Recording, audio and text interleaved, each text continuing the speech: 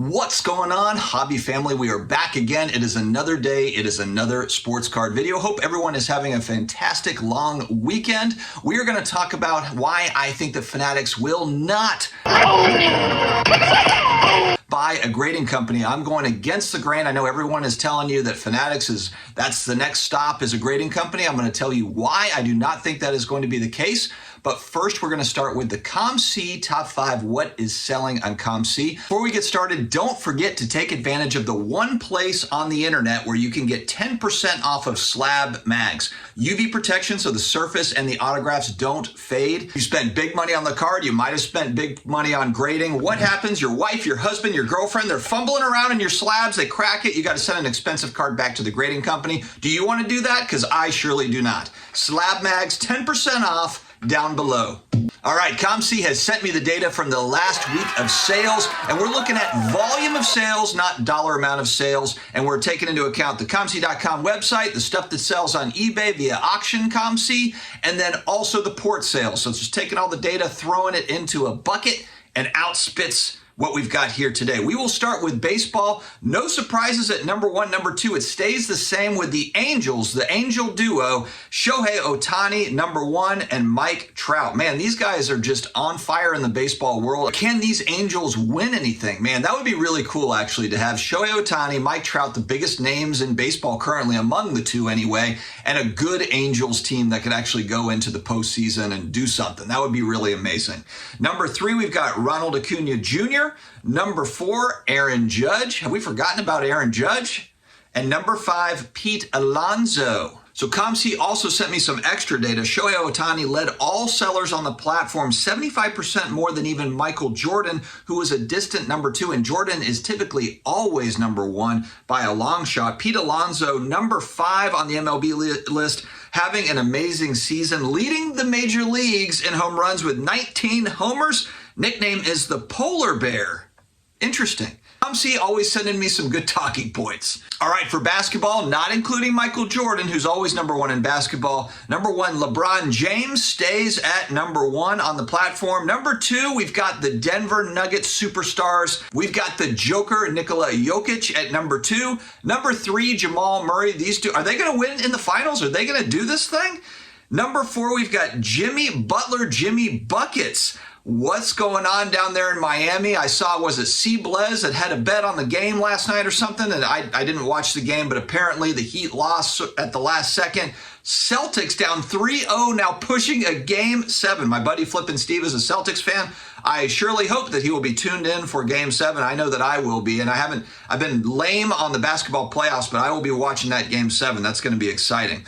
And then we've got Steph Curry rounding it out for basketball at number five. Moving over to football, T-Law, Trevor Lawrence, one of the most anticipated seasons coming up for the Jacksonville Jaguars and Trevor Lawrence.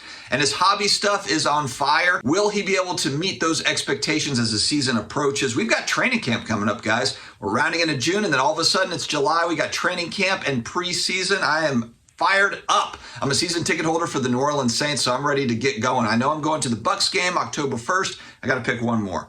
Two, Joe Burrow, Cincinnati Bengals. Another guy that has all sorts of excitement around him is Joey B. Number three, the king of the league right now, Patrick Mahomes the second. Number four, Justin Fields. A lot of speculation around Justin Fields.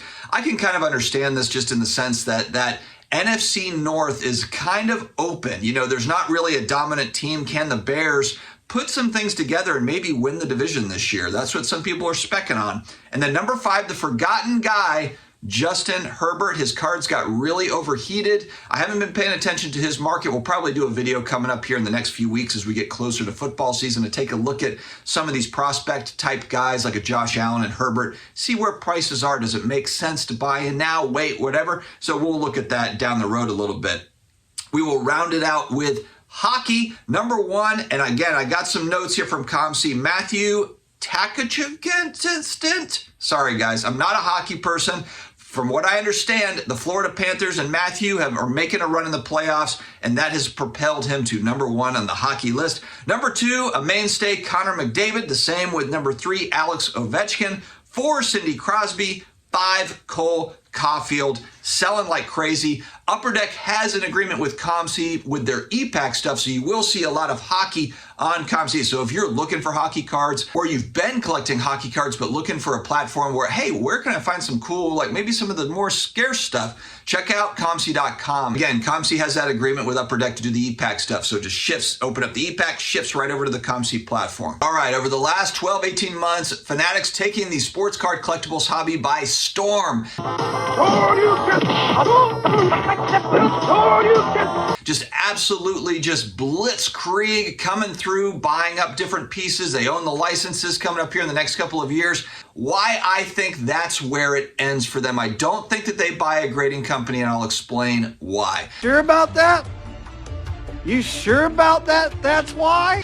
Grading is that weird unicorn type thing. It's the independent view of a card. Grading not only authenticates, but also adds valuation, a lot of price points, whether it be a 8, 9, 10 grade or 3, 4, 5 if you're vintage, whatever.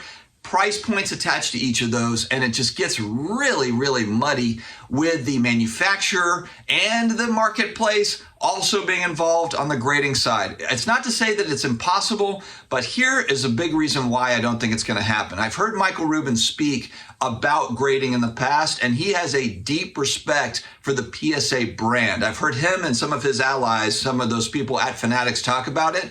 The only way that they're going to buy a grading company, in my opinion, is if it's PSA or if it's collectors. The problem with that, though, is that collectors has their own ambitions. It's run by Nat Turner, who's also a card collector.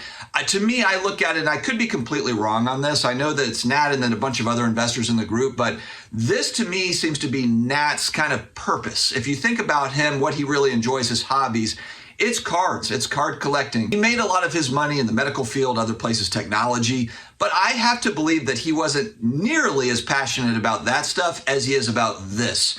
It's kind of similar to Jeff, sports card investor, opened up a bunch of businesses, but I have to believe that his SCI business is the one that he really enjoys the most, that he's most passionate about. I'm speculating, but my point here is that I don't think that Nat Turner is in a huge hurry, even if he was offered a huge sum for PSA collectors, to move out of that company. Now, maybe Steve Cohen and the other investors, they talk him into it, say, hey, Nat, sorry, buddy, but like, hey, this is a huge figure. We're going to sell. Maybe that's the case. You know, maybe that's how it goes. I just don't really see it, though.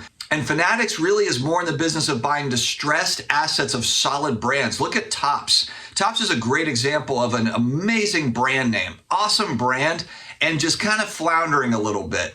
And so perfect target for a guy like Michael Rubin and Fanatics. But PSA is not floundering. They're not struggling. And so I just don't see it. I just don't see it happening. The only way I think that they do this, and this would be, again, I think this would be a long shot. They do some form of Fanatics grading, but they look to pull big time graders from these companies. The one thing I would say, and I think this goes without saying, is that for a lot of these hobby companies, now that we've got this mammoth in the space that's eaten all the smaller fish, I think those non-competes are locked down. They're probably specifically now say Fanatics in the non-compete.